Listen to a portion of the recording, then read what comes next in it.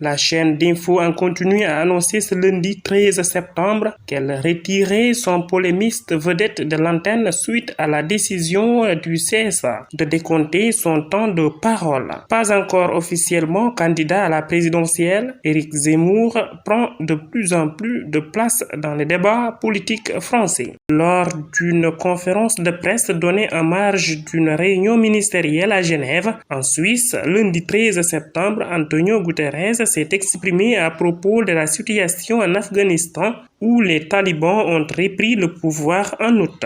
Le secrétaire général des Nations Unies, ONU, a déclaré « Il est impossible de fournir une assistance humanitaire en Afghanistan sans discuter avec les autorités de facto du pays. Je crois qu'il est très important de discuter avec les talibans en ce moment. » Fin de citation. La réunion à Genève doit permettre de lever plus de 600 millions de dollars d'aide pour les organisations humanitaires dans ce pays. Depuis le début des discussions autour de ce plan de réforme, Joe Manchin est sans doute le maillon le plus faible du camp démocrate. À plusieurs reprises, il a exprimé des doutes, devenant l'élu à convaincre et même à courtiser pour s'assurer d'un vote au Sénat.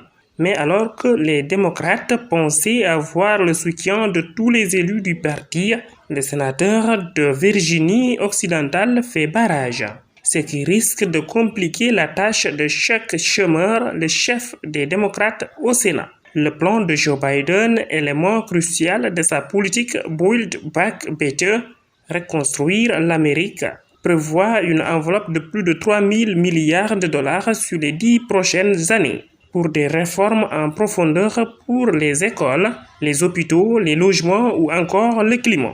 Vu l'avance très courte des démocrates au Sénat et l'opposition des républicains, ils ont besoin des votes de tous les élus du parti.